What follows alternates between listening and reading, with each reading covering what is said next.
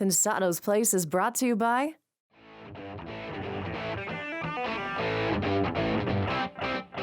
We have a mastering of mastering and a master of vinyl all rolled into one. We've got a brand new ITL. You're at the place. It's Pensado's Place.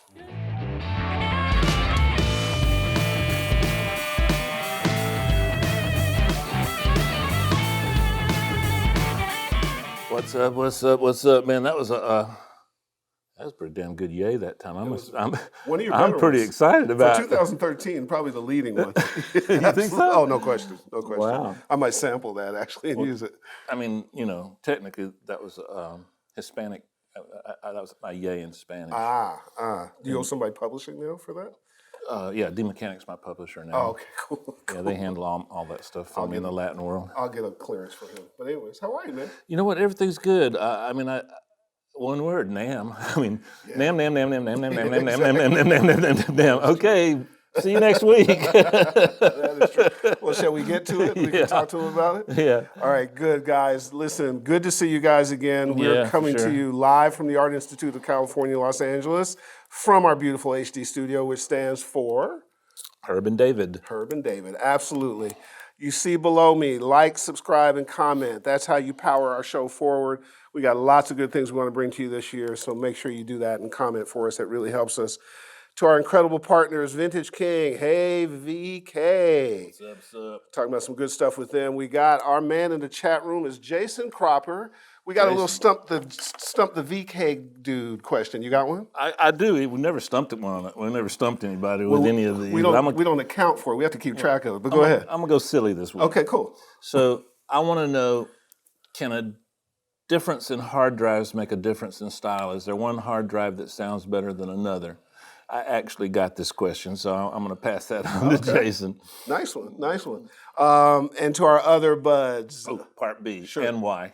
And why? Yeah. So hard drive and why. Yeah. Gotcha. I got to give him something difficult. No question. Hello, Avid. We What's up? Our buddies.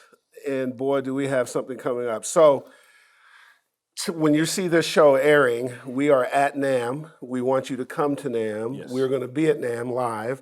Yes. We are there Thursday, Friday, and Saturday. We're shooting 3 shows there. Thursday is the incredible Greg Wells. A lot of interesting things he's doing with Avid. We're going to be talking to him about. On Friday, Avid is throwing a very cool party featuring Fitz and the Tantrums. We're going to have Michael Fitzpatrick, Fitz, as our guest on Friday. The Avid party is from 6 to 8. They got a great theme for this year's show. They're doing wonderful things. Come through and see that. And then on the 26th, on that Saturday, thanks to you guys, we are so honored by this. We're shooting our 100th episode celebration live from the NAMM floor. You're all invited. We want you to come down. We're going to have special guests there. We're going to give away some prizes. You can get some prizes. Avid is giving away some prizes. Pensado's Place is giving away some prizes. Lots of testimonials. You'll have a chance to say stuff. Dave and I will just sit there and look stupid. And we're thrilled. The 100 episodes is hard to believe. It's incredible, right? Yeah, I have a question. Is it going to stream live Saturday? Or No. the first time they'll be able to see it will be Wednesday? Yes. Oh, So I can't wait for that. So if you can't come to NAMM, that show will run at our regular time the following week. If you can come to NAMM, please come by. We're starting at what time? Well, we'd recommend getting there about 1:30. We'll probably start shooting around 2. I meant me. You don't need to come till 2:10. Okay. So I was planning on February, but okay, I'll try and make it. we'll edit you in. Look forward to seeing you. Come on, Avid is doing an incredible thing and having us down there. Come celebrate. It's been great. We're excited. We can't wait to see you, and let's get on with the good stuff. We've got a great guest. Why don't you introduce Into the Lair? I'd been on Facebook. I was getting a couple of questions about backgrounds. So we've done parts of backgrounds, and this is kind of like, consider this part B of how to treat backgrounds. Today we're going to talk about background vocals. Now, we're going to specifically focus in on a couple of techniques involving background vocals. I'm going to show you a little bit about panning and then a little bit about balancing. And I've selected a simple background part, 2 notes. That way we can focus on the techniques and not anything else. Now, in the 90s, we used to like to pan songs, pan backgrounds really wide, wider than the mix. And we'd use different techniques to get the background vocals to feel like they were outside the speaker, the edges of the speakers. Now that's still cool today for some songs, but by and large, we like to hear things a little tighter because we're listening to earbuds and things, and so if something's too wide, it can be a little distracting, or it can be fun. That's your decision. You're the creative person too. Now I'm going to show you a little bit of both today. Let's start off with a panning example. There's several choices. We've got different harmony notes. I've selected a song that's got 2 harmony notes. Now, but if you had 20 different harmony notes, it's the same principle. If your lead is being supported by the background, so in other words, the lead singer just keeps singing the lead and the backgrounds are just harmony notes of that lead, I would tend to pan the low notes, the low harmony notes, a little wider than the high harmony notes. Now in some songs, some R&B songs and some rap songs, the backgrounds become the lead in the chorus, and then the lead singer ad-libs over those. In that case, I'd put the low notes a little more towards the center and the high harmony notes a little wider. Now you can do it reverse, it's just my choice. I like that sound. So let's start out with a part where we would pan the high note wider and the low note closer to the middle. This would be where the backgrounds become essentially lead parts in the background vocals. This is an artist, Kyrie London. Her new album is called Rainbow City, produced by Rudy. Pretty cool record, check it out. Let's start with them both wide. Your love is undergone away. Okay, now what I would do is I'd bring the low note in a little bit. Your love is undergone away. See the difference? It fills a part in the middle so that when the singer ad-libs over this, there's something in the middle, and it gives depth. It creates something pretty cool for headphones. Now if we had a middle note, we would park that in between panning wise, and then the low note would still be the closest one to the center. Now let's try the opposite.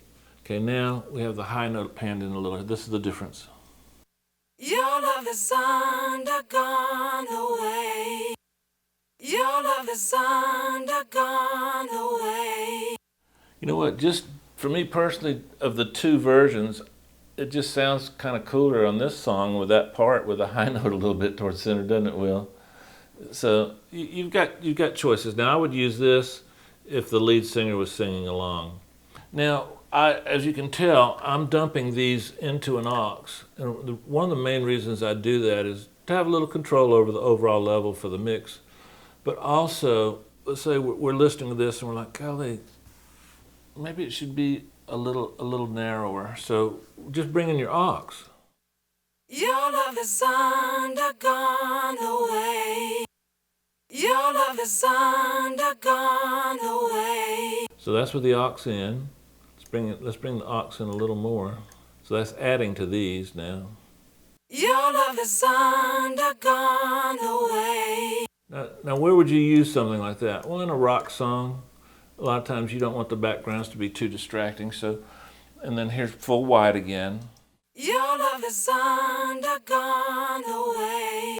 So probably, maybe early in the song, I might, like to the first chorus, I might bring it in a little bit and then make it a little wider as we go along. If it were a pop song, if it was a rap song. Sometimes I leave the background vocals pretty wide on a rap, but more often than not, if it's actual singing part, I'll bring those in a little bit. And you can just do that on an aux or whatever DAW you're using calls it. Now another technique I use is, if you've been paying attention here, you'll notice that this is my automation line, and my high part, I let it get louder as the song goes along just to add a little bit of excitement. So in the first chorus it would be, your love is undergone away. Then a dB up for the second chorus. Your love is undergone away. The second chorus is a double chorus, so the first time Your love is I leave it the same level as the first chorus. That's a double chorus. So the second half of the double chorus goes from your love is your love is my excitement level's picking up. Now here's the third chorus, goes up another dB. your love is undergone. And then for the vamp, we're screaming. We want them heading for the music store to buy this or heading to iTunes. Your love is undergone. Your love is undergone. Wow, did you feel that energy level drop when I went back to the first chorus? So now we've got a way to build and get the chorus a little more exciting. Now the way I choose the blend, let's call it, is I love harmony parts. And the harmony parts that just capture my imagination are the ones that sound like a chord. In other words, when I hear the various notes, it sounds like one note to me, even though it might be 2 or 3 or 100 notes. And I don't like one note to stick out. Now I've got 2 notes, but I'm going to show you a little bit what happens. So try to do your blend to where you don't really hear individual notes. Just let your mind wander, walk into another room, and listen. If you hear individual notes, then tweak the blend a little more to where it just sounds like one nice lush chord. Now we're doing it with 2 notes, but it's the same concept. And the reason I chose 2 notes is because I think it's a little easier to grasp the concept. So let's start with the high note playing. Your love is undergone away. Now I'm gonna start adding the low note. Okay, everybody following at home, yell when to stop. Your love is undergone away. Your love is undergone away. Your love is undergone away. Now, I like that. Your love is undergone. Why do I like it? Because it's closer to a 2-note chord than it is 2 individual notes. Did you notice as I came up, even though the high note has more energy, at a certain point you could feel it, couldn't you? It gets logarithmically more complicated every time you add another note. So let's go past this point and see if we ruin it. Your love is undergone away. Your love is Okay, now the energy of the high note just got squashed. It just got like annihilated. So go through and do 2 notes, then add a 3rd note and do the same thing to the process. And this isn't a right or wrong thing. It's a feel, it's a vibe. You just want to trust your instincts. I mean, we all listen to so much music, and we have opinions about the music we listen to. Objectively transfer that process to your own creation. And then here again, once we get a blend we like, we can control that inside the mix with our aux. So that's kind of the way I think about background vocals. Now, if you want to make it a little wider, there's a million things. We've done whole shows on this. Here's the blend we liked. Your love is undergone away. Here's a little wider. Your love is undergone away. We can do the same thing. We can make the first chorus a little bit narrower, and then we can go ballistic on this last one, you know? It's just a MS plugin, but it's very basic. I can control how much of the center I have, I can control how much of the sides, and I can use those to my advantage. Your love is undergone away. Your love is toxic, yeah. Your love is undergone away. Now you can do this with any MS plugin like Dr. MS or some of the great stuff from Brainworks, and that gives you a spot to sit the lead in if you need it. If you want the backgrounds to be the lead, you can add more of the center. So we've got options with the backgrounds. We can control the energy flow in the song. We can make the song build. Back in the old days, we used to say, if I drop the needle on the song, within 1 bar, I should know exactly where I'm at because of the feel, the vibe, the way the instruments change. So if you drop the needle on the first chorus, you feel a little energy. You drop the needle on the last chorus, you feel more energy. And that's the way a song should build. It should build like that. Next time. Hey guys, hope you enjoyed that ITL and took a lot away from it. We are really excited to have Pete Lyman in the house with us. Pete is from Infrasonic Mastering, and what we like about Pete, besides the fact that we like him, is that you're going to get the expertise on mastering and a really robust discussion on vinyl. So welcome, Pete. Glad to have you here. Thanks a lot, Absolutely. guys. David P., tee one up for him. Pete, why should I master with you? Why, we're not talking about vinyl, but just the entire mastering process is, as you well know, you were elected to speak for all mastering engineers yesterday. Yeah. Why should I master with you instead of trying it at home with my Ozone 5? Well, I think my job is to take your good or great mixes and make a great album. And generally, when you're mixing, you're thinking about the track in context of, what's there, a 4-minute track. You're not thinking of your 40-minute record and everything. You're not thinking about delivering a nice product that has a nice flow and sounds great together. So my job is to make the most out of the mixes, but also make them sound good in context with one another. And in terms of an individual mix, what kind of expectations should I have coming in? Let's say I'm not the best mixer in the world. Somebody like Dylan Dresdo, that category, not that good. No, I just had to get that into Dylan. Dylan owes me big time now. What should I expect going into the process? Well, I tell everyone the same thing where, I like to say I'm the auto detailer of the audio world. Great. So, if you bring me a Yugo, I'm going to give you back a nice shiny Yugo. It'll be the best Yugo it can be, but, if you deliver a Porsche, you're going to get a hot rodded Porsche back. So, a mix. They go, you go. Yeah, exactly. I mean, there's a lot that we can do in mastering, but one of the things that I like to do is to, especially with newer clients, new mixers, is to help them make the most out of their mix. So, for instance, I always like to listen to the mixes before we get to that stage. If I can offer any suggestions that can be changed in the mixing process before it comes to me, that's kind of part of mastering. I like that a lot. I think there should be a relationship between mastering engineers and the client prior to just dumping it in your lap. Sure. I mean, it's just going to make the master better in the long run. That's what we all want. Because So the more you know, the more you know what to do. yeah, Yeah. exactly. I mean, if you get a mix and the low end's all out of whack and there's no definition between the bass guitar and the kick drum, I mean, we might be able to make that better in mastering, but where you really fix that is in the mix. Let's jump to one of the coolest terms in audio, the metal mother. I mean, if I had a band, metal mother. Take me through the metal mother, metal father stamping process. Take me through what happens from a historical perspective. What happens in the mastering? Okay, so What are you responsible for? if we're talking about vinyl, cutting the first. Start off with just regular mastering. Okay. The first step is receiving the mixes and, like I said, evaluating them, having a discussion with the client about what they want out of the mixes. Mm-hmm. I mean, even though we try to be mind readers, we're not always mind readers. So I like to get an idea of the, maybe the style we're going for and the overall direction of the album. Once we get that down, there might be a little back and forth with a few revisions just to tweak it and get it exactly how they want it. And once the audio is approved, we're basically assembling it and getting it ready for production. So there's a couple different ways we do that. For digital, we'll provide either a hard copy CD or a DDP that can be delivered digitally. And for vinyl, that's a slightly different process. I don't know if you want me to get into that right now. Yeah.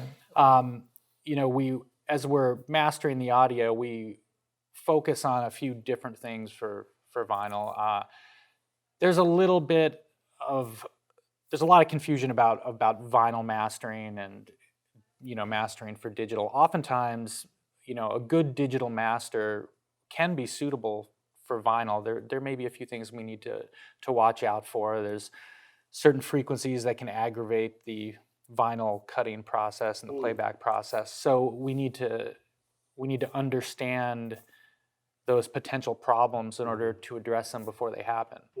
Those problems are more low-end, high-end, not mid-range stuff, right? Exactly. I mean, like low-end frequencies that are out of phase, a cutting system doesn't understand how to cut that. There's basically, if you look at the geometry of a groove, there's the way the stereo cutting head works is there's horizontal movement and what we call lateral movement. So if you were looked at a mono record that was cut under a microscope, the groove would stay the exact same width the whole time and it would just kind of swing back and forth. So louder portions like big kick drums cause the grooves to swing violently. Violently, I like that. Yeah, so it takes up a lot more space on the lacquer. So, and then too much high frequencies cause kind of almost like, I like to use the analogy that it's like rafting. If you've ever been whitewater rafting, you might be in a raft and you're going down a nice calm river and then all of a sudden you hit some rapids. That's kind of what high frequencies look like. And when you have excessive high frequencies, it's like going through some really high rapids. You're going to make it through, but it's not going to be pretty. And you And guys, that you results guys in analyze distortion. every micrometer of the record through a microscope, right? Oh yeah, I mean we examine the record. There's a lot of test cuts that go on before we're actually making the cut. Yeah. And you kind of get to the point. I mean, I can see more by just looking at it with the naked eye now than I can with a microscope. Oh, really? Yeah, you just get used to looking at records and understanding, how the pitch system packs the grooves in when the loud parts come. Yeah. You can see. I mean, I can look at records and see if there's an overcut or a cutting problem most of the time without looking on the microscope. But you just, you cut a lot and you learn from your mistakes, and then you see them and you learn not to do them again. Remember back in the day here, we all had that special turntable that would skip easily. Yeah. And then they do what's called, the first thing they cut is an acetate, and so the cutting head, literally like a real lathe, like a wood lathe or a metal lathe, this actually cutting this blank. It's acetate over what? Nickel? It's nitrocellulose lacquer, which is kind of almost like nail polish over an aluminum disc. Okay.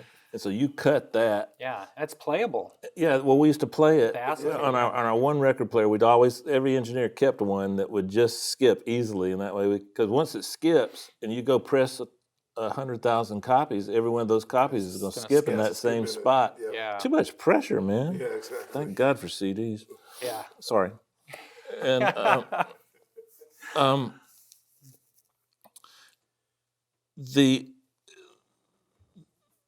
the process of creating a vinyl record, there's a certain, help me here, Herb, there's a certain spiritual quality to it. It's man fighting machine, and there's something about vinyl that just, I'm not sure, those people that didn't grow up with vinyl, I'm not sure if they'd prefer it over CDs. The people that grew up with vinyl tend to prefer it. What's been your experience with that?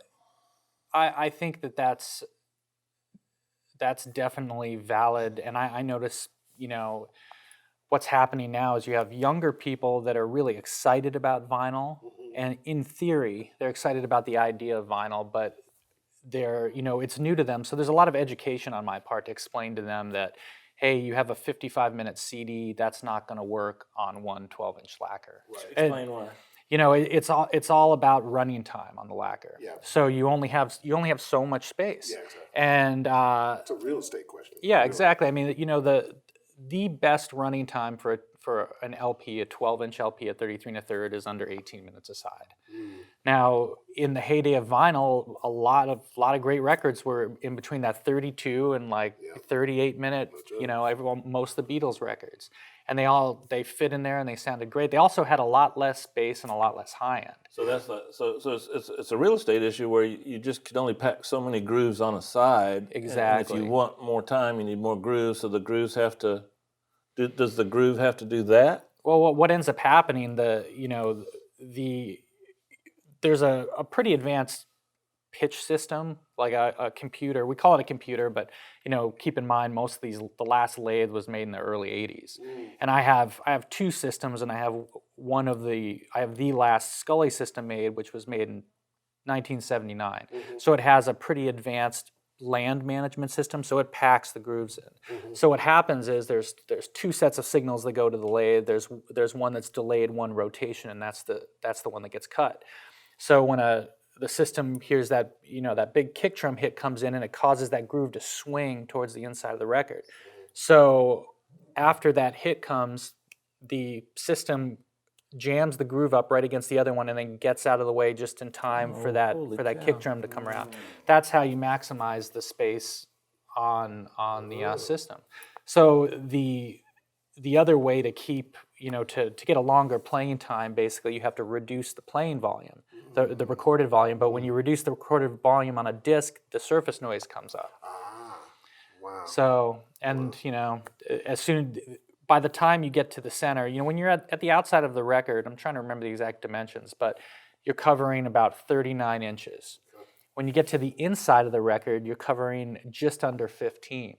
So, you're trying to pack the same amount of information in less than half of the space. That's why we put the ballads on the inside. Exactly. You've got more distortion, and by the time you get to the inside, you're 3 dB down at 15K, and then you're covering less surface, and your tone arm's at a weird angle. That's why, you know, the first 2 cuts on the record everyone always loved the first 2 cuts, exactly. and then you know, sort of got disappointed. You're not making a case for me rushing over and getting vinyl done. Well, here's the thing. It's just understanding the limits. Vinyl is beautiful. You just really have to understand how to make the best record. And the best way to do it is to keep the sides short, and it'll sound amazing. If you can keep the sides short and sequence your record in such a way where, like, maybe the really hard, loud songs are on the outside and the softer songs are in the inside, it's great. You just have to understand, you know, what the physical limitations of the medium, and it's amazing. Go to the 30,000-foot view for a second. So the vinyl, they call it resurgence. Do you call it a resurgence? Where did it come from? Who's the audience? Are they aficionados, audiophiles, hipsters? What is it? It's changing. If you asked me that question 2 years ago when it was starting, I would have said something completely different. But now, I mean, I'm cutting everything from, you know, indie rock records that bands are pressing 500 to, like, Marshall Tucker Band reissues to huge records. My favorite record, the Avett Brothers. We did the Avett Brothers by our friend record. Ryan Hewitt. That's right. Yeah, Dave Collins did the audio mastering. I mean, you know, and they did it right. They did 4 sides, short sides. I think the longest side's 14 minutes, 14:29. But it's honestly, for a long time, I started cutting in 2000, 2001, and we were cutting hip hop, EDM, electronic dance music, and indie rock. And indie rock was huge. And then, you know, the indie rock stuff kind of fell off. And then the hip hop stuff started to fall off. And then eventually, like, most of the EDM dance music kind of fell off when people were using CD transports and stuff for DJing. Right. So now, you know, I really think the independent band brought back vinyl. Like, it's a great thing to have on tour when you're on the road. People love it. And now that people are packaging vinyl with download cards, people are buying it even if they can't play it because they have an amazing piece of artwork. You know, they can hang it on their wall or put it in their living room, and then, you know, they got it for the same price of the download. So you're going to pay for the download, you get a tangible product. Oh, wow, that's interesting. I didn't even know that. Yeah. That's so cool. So, this is an unfair question, I'll tell you right now. In order for me to gear up and get all the equipment I need to play vinyl, am I looking to do a decent job, assuming I got speakers already? Yeah. Am I looking at 1,000, 10,000? I mean, entry level, can I get in for, like, a turntable? Let's do it one by piece. A good cartridge would be maybe 200, 150. Yeah. Good turntables, maybe 200, 150. So we've got Probably 300 there. a little bit more. I mean, I would think $300 or $400 for. I'd say nice manual, like an old AR. Yeah. Belt driven. So probably $500. Yeah. If you've got speakers already, you could just. Oh yeah, you could get something decent for that.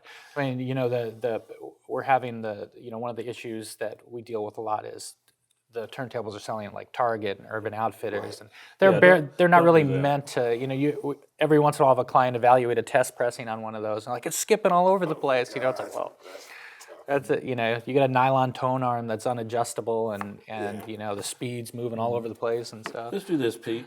Will, our producer's looking for a new career. I'm going to convince him to become a mixing engineer. You convince him to become a mastering engineer. Okay. Okay. Go. Well, we work shorter days, that's for sure. I mean, we still put in a long day, but we usually get to leave on time most of the time. But I get to stay in a $4 million room with people just looking out after me, and it's just being in a studio is the greatest thing in the world. That's true. Your but turn. I don't have to work every weekend, so. Help me, Herm. Yep. But I enjoy mixing records. I like mixing records. It's like, how much do you get? Well, let's do it this way. I bet mixing a record, I make 3 times more money than you do mastering one. Yeah, but you'll have to work 4 times as hard for the same amount of money. Yeah, you came back good. Absolutely. Okay. Yeah. Can you master a record that I didn't mix? Can I master a record that you didn't mix? The rough mix. Which would you rather master, the rough mix or my mix? Your mix. Okay. I think that counts as a victory on my part. Yeah. Slightly. I'll give you the last word. Well, we'll have to ask Will what he thinks, what he wants to do career-wise. I made that up, Will. He still wants to just I produce. can't say he's happy where he is, but I think he's stuck where he is, so that counts. Yeah. So how do you see the future? Is it still growing? Does it stay a niche thing? You know, It just becomes a permanent part of the landscape? I think it's starting to become a permanent part. I really don't see, you know, CD sales are down, but obviously digital sales are up. Right. And younger kids these days are, if they do buy a CD, they import it in their computer and oftentimes throw it away or lose it. Right. So the CD is fine. I have no problems with CD quality, but I think it's just a CD is just a carrier for a digital file for most people. Right. Right. But I think vinyl is the last like tangible hard format. There's no reason to create another physical format with everything being convenient and digital. And the great thing about digital audio is that, you know, you can carry a bunch of records with you and enjoy music everywhere. Yeah. Vinyl's a different experience. To me, one of the things I love about vinyl, the most important thing for me isn't even the sound quality or the fidelity, it's just the listener experience. It's like sitting down and watching an amazing film, and you get to listen to the record like the artist intended. You know, you put side A on, listen to the whole first side, and then have a little intermission while you flip the record, and it's like act 2. And sometimes listening to MP3s is sort of like watching a reality TV show. Everything's kind of fast. You're jumping around. You want to hear one song on one record and one song on the other. And sometimes that's what you want to do. Right. I mean, sometimes that's how I feel. But I love the experience of like, you know, that kind of film experience with music. You know, metaphorically, I just had an experience where a friend of mine, it's almost Oscar season. So you get, if you're an Academy member, you get screener versions of the films. So a buddy of mine had Zero Dark 30. He said, do you want to come over and watch it? And I said, no, I'd rather watch it in the theater first and have that experience. It's metaphorically Sure. kind of the same thing, Yeah. right? Because that you can't recreate that with other people, darkened room, big screen. It's just it's not that watching a movie on TV is bad. It's just Yeah. different, right? Yeah, and I don't know. I'm a record nerd. You know, when I was growing up, and I grew up playing in punk bands and stuff, and I remember being a kid, like 18 years old, and getting our first 7-inch back from the plant. And you know, I'm still one of those guys. I'll go home and spread like 40 records out on my floor and just sit there and drink a beer and Sure. decide You're all what I'm into gonna this put on vinyl next. thing, man. I love the passion. I mean, it's just how I grew up, and that's how I like to listen to music. I mean, obviously, for me, the whole analog digital debate, you need both, and they're both great. And sometimes I listen to a lot of digital music, obviously, but when I'm relaxing at home, I love sitting down and just listening to records. If I were to listen to The Carpenter by the Avett Brothers, produced by our good friend Ryan Hewitt, if I was to listen to the vinyl, let's say I listened to the CD first, then the MP3, and then the vinyl. Explain to me what would be different about listening to the CD, listening to the MP3, and then listening to the vinyl. Just one or two things that would jump out at me. Well, I think actually it's the vinyl version's a pretty good representation, and I think it's a really enjoyable way to listen to it. It's not as loud, right? Well, it's never as loud. I mean, because a CD, the output of a CD player is so much hotter than that of a record. It's the level always has to be attenuated when you're cutting. And it's apples and oranges. But that's why you have a volume knob on your stereo. So, but if you were comparing them side to side, level matched, I mean, especially for the outside cuts, you'd probably have you might be able to pick them out, but it's not as drastic as you'd think. Like our in a perfect world, we're trying to get as close as possible to the original tracks when we transfer.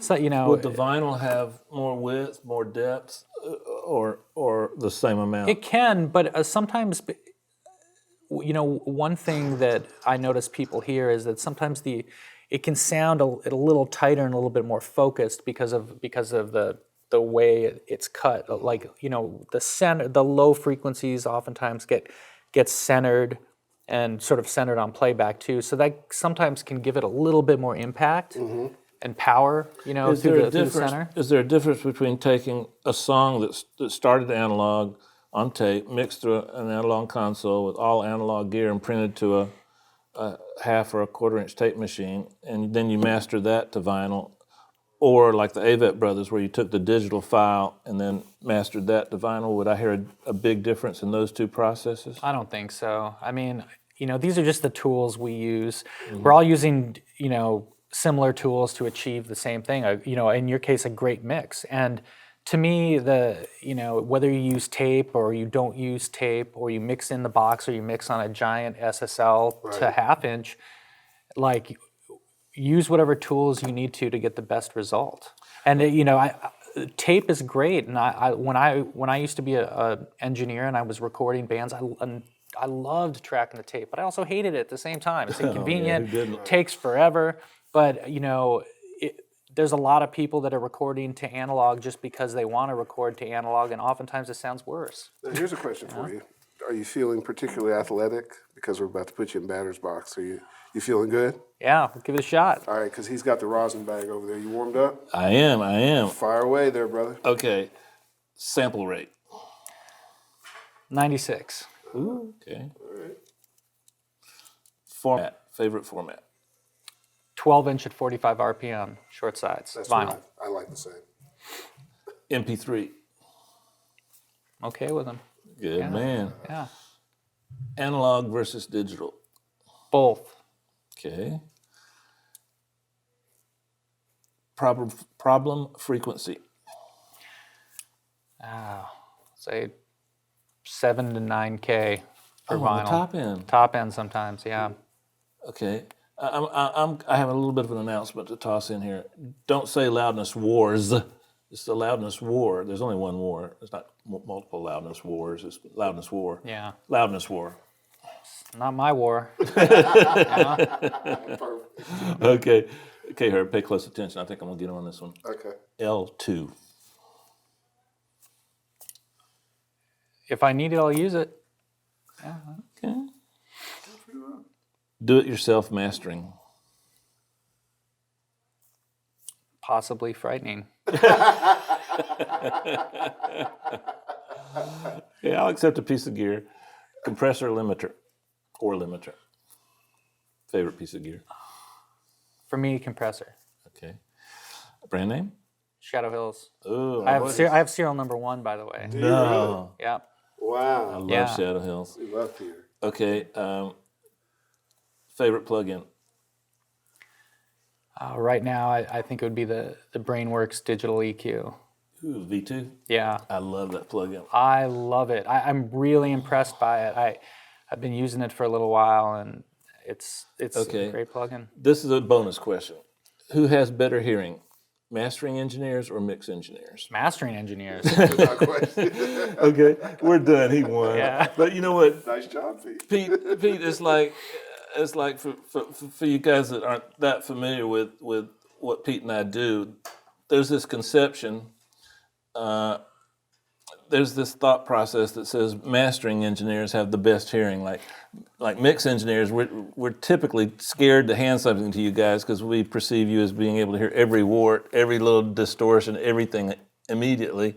And I think in a lot of ways, you guys do have better hearing than mix engineers because, you know what, this is a good time to ask you before we head on to some questions from our audience. How do you listen? Like when I'm listening for energy, feel, vibe, and EQ and dynamics and all that. What do you laser beam on? Because you're getting something that's kind of pretty good if you get it from me. Yeah. What do you focus on first? What are you listening for? How do you train your ears to be a mastering engineer if you came from the mix engineer world? It's a completely different thing. It And really I is, isn't it? straddled both for a while. I tried to. And, then I determined I just wasn't very good at mixing. So I'm, but Other than skill set, what's yeah, different? But when I listen to a mix, it's strange. I close my eyes and I visualize it, and I see the mix, and it's kind of hard to explain. I don't mean to sound like a crazy hippie when I'm talking about this, but Stop now. yeah, exactly. I've set the benchmark pretty low. Yeah, but I'm listening for overall tonal balance. Just at first, I might try to pay attention to some things that might be kind of popping out of the mix when they shouldn't be. Like, for instance, maybe an inconsistent kick drum or snare drum that sounds okay sometimes, but getting a little pokey at other times. Mm-hmm. And I'm also trying to figure out where are we going to take this mix? Where is it going? Like, does it need to be opened up and brighter? Is it too bright? Is the low end too overbearing?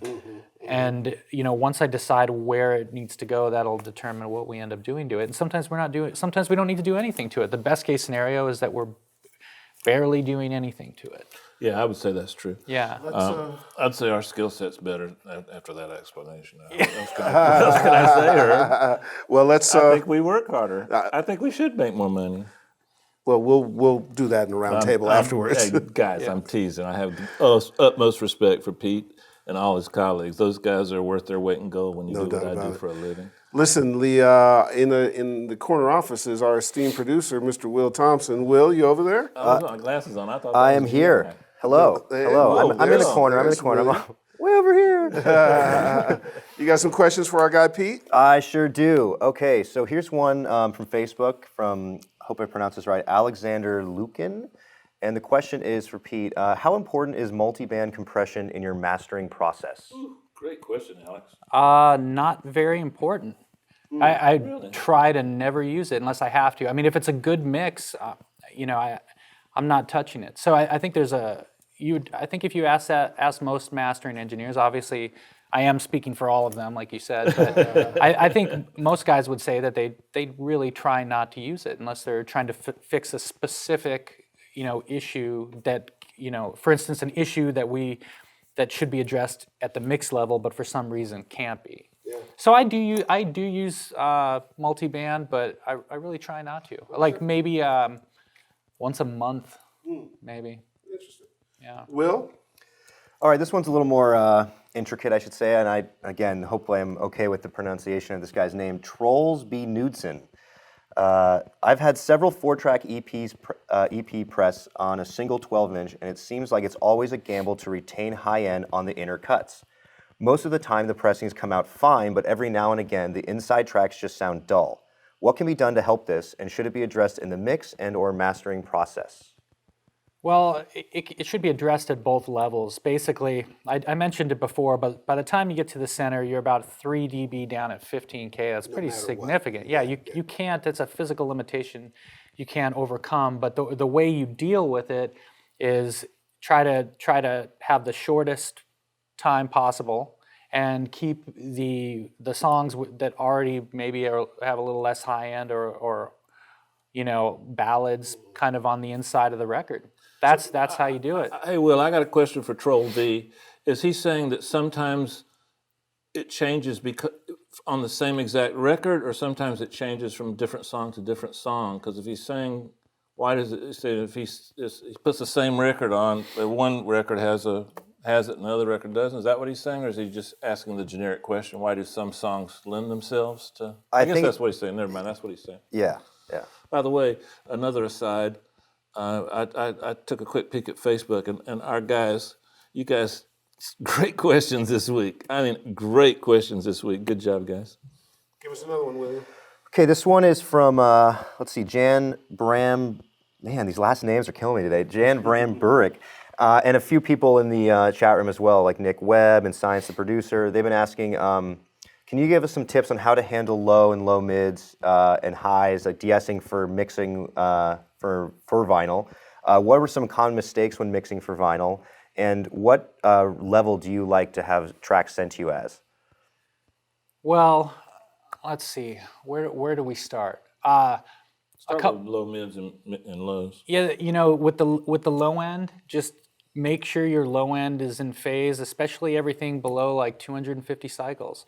Explain for vinyl, phase for those that don't know. Okay, if you have the way cutting works, we were talking before about that lateral movement. Like for instance, when kick drums swing back and forth, that lateral movement is mono. So stereo movement causes the groove causes vertical movement, which causes the groove to either get wider or deeper. It can only do one thing at a time. When you have out of phase low frequencies, what happens is part of the head's trying to dig deeper, and the other part's trying to do the opposite. So the groove, like if it's about this wide, what happens is the groove pinches, and you get a skip. So if your low frequencies aren't in phase, you could potentially have all sorts of tracking and skipping problems. That's the number one of the number one problems. Just a little footnote. One mono sound can't be out of phase, so he's describing. Don't worry about the kick by itself or the snare by itself, but the interaction between certain low frequencies of the kick and certain low frequencies of the bass. Now, if something's out of phase, it's not necessarily the entire spectrum. It can only be the 50 cycles that are out of phase. So this isn't an impediment. This isn't a reason not to use vinyl. It's something you pay attention to, and if you don't, he'll take care of it. Yeah, we have ways of fixing that too, and oftentimes it was always kind of a standard thing when you're cutting vinyl anyways. You use an elliptical filter or a mono filter to center those frequencies. But you should have that stuff in phase no matter what no matter what format you're going to end up on. Will, give us two more. Okay. Let's see here. The best or the biggest aha moment in your whole life when mastering? When it comes to mastering, what's your big aha moment? Pensado's place. Yeah, that's one of them. No, that's a ha-ha moment. Yeah, a ha-ha moment. At least we tried. That's really hard to answer, but I think early on when I was still apprenticing and cutting vinyl, doing some cuts and hearing those first test pressings come back, and even just hearing some of the mistakes I made. Yeah. Like in the early days being too aggressive with level on discs, during some of my first test cuts and getting them back and realizing, oh my God, this is how they sound like. At the time you're trying to make them slam, and then you realize, they're another distortion. Toss in a real quick question.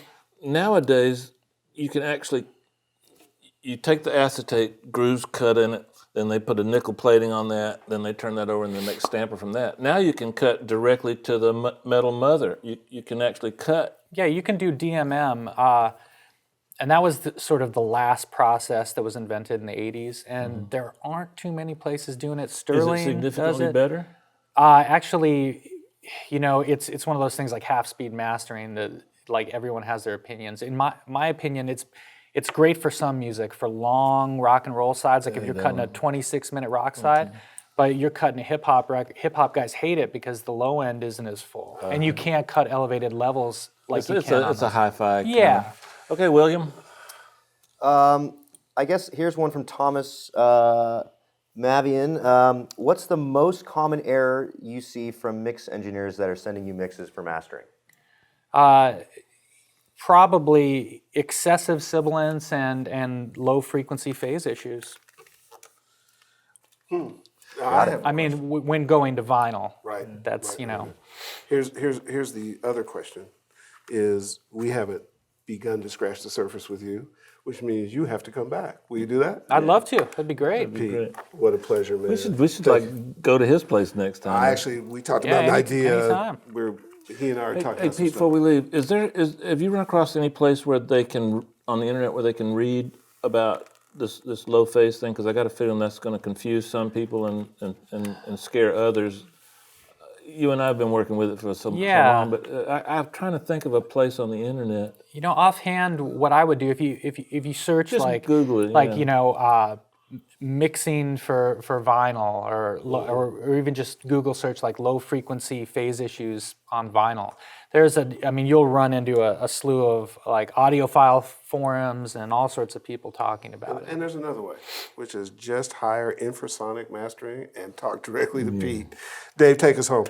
Well, Herb, I haven't had this much fun since episode 98. Okay. Next week, guys.